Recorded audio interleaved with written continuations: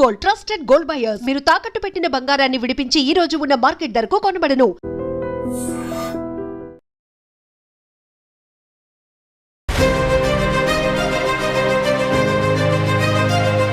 కేంద్రం ఏప్రిల్ 1 నుంచి ఇళ్ల గణన హౌస్ లిస్టింగ్ ఎందుకు చేస్తోంది?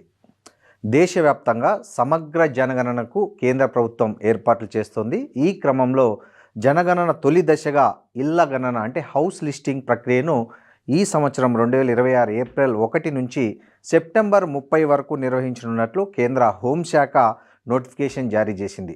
ప్రతి రాష్ట్రం, కేంద్రపాలిత ప్రాంతంలో ఈ ప్రక్రియను కనీసం 30 రోజుల పాటు నిర్వహిస్తారు. వాస్తవానికి జనగణన 2021లో జరగాల్సి ఉండగా కోవిడ్-19 మహమ్మారి కారణంగా వాయిదా పడింది. ఈసారి జనగణనను కేంద్రం 2 దశల్లో నిర్వహించాలని తలపెట్టింది. ఇది సాధారణంగా రేషన్ కోసమో లేదా ఓటర్ సర్వే టైప్ కాదు. దేశంలోని ప్రతి ఇల్లు, ప్రతి నిర్మాణం, ప్రతి గృహం అంటే గుడిసెతో సహా నమోదు చేసే మొదటి దశ ఇది. దీని తర్వాత 2027 ఫిబ్రవరిలో జనగణన అంటే పాపులేషన్ ఎన్యూమరేషన్ జరుగుతుంది.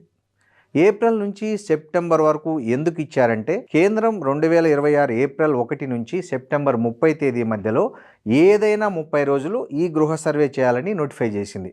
అంటే ఆయా రాష్ట్రాలు తమకు అనుకూలమైన 30 రోజులని ఏప్రిల్ నుంచి సెప్టెంబర్ మధ్య నిర్వహించాల్సి ఉంటుంది.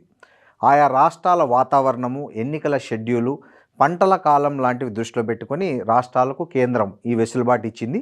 సేకరణలో ఏమేమి వివరాలు అడుగుతారంటే ఈ సర్వేకి వచ్చేవారు ప్రతి ఇంటి గృహ పరిస్థితులు, గదుల సంఖ్య, పైకప్పు, గోడలకు వాడిన మెటీరియలు, వాటరు, బాత్రూమ్ సౌకర్యం ఉందా లేదా, కరెంటు సౌకర్యం ఉందా లేదా, అంటే వంట ఇంధనం ఏంటి, టీవీ, ఫోను, ఏం వాహనాలు వాడుతున్నారు, ఎలాంటి ఆస్తుల వివరాలన్నింటినీ కూడా సేకరిస్తారు. ఈ డేటా ఆధారంగా భవిష్యత్తులో ఆయా ప్రాంతాలకు గృహ నిర్మాణ పథకాలు కానీ, లేకపోతే నీటి పారిశుద్ధ్య ప్రాజెక్టులు కానీ, విద్యుత్తుకు సంబంధించి కానీ, పట్టణ గ్రామీణాభివృద్ధి ప్లానింగ్ కానీ ఈ డేటాబేస్గా రూపొందిస్తారు. ఇక అదేవిధంగా అసెంబ్లీ సరిహద్దుల పునర్వ్యవస్థీకరణ అంటే డీలిమిటేషన్ వంటి నిర్ణయాలకు కూడా ఈ డేటాను బేస్ రెఫరెన్స్గా వాడతారు. ఆదాయము, కులము, సామాజిక సర్వేలకు కూడా ఈ డేటా ఉపయోగపడుతుంది. మీ వివరాలు మీరే నమోదు చేసుకోవచ్చా అంటే అవుననే చెప్పాలి. మొదటిసారి ఈ గణన పూర్తిగా డిజిటల్గా మొబైల్ యాప్లతో జరపాలని లక్ష్యంగా పెట్టుకున్నారు. పేపర్ షెడ్యూల్ బ్యాకప్గా మాత్రమే ఉంటుంది.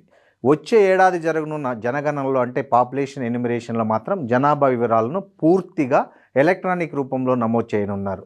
ఇది దేశంలోనే తొలిసారిగా నిర్వహిస్తున్న డిజిటల్ జనగణనగా నిలవనుంది.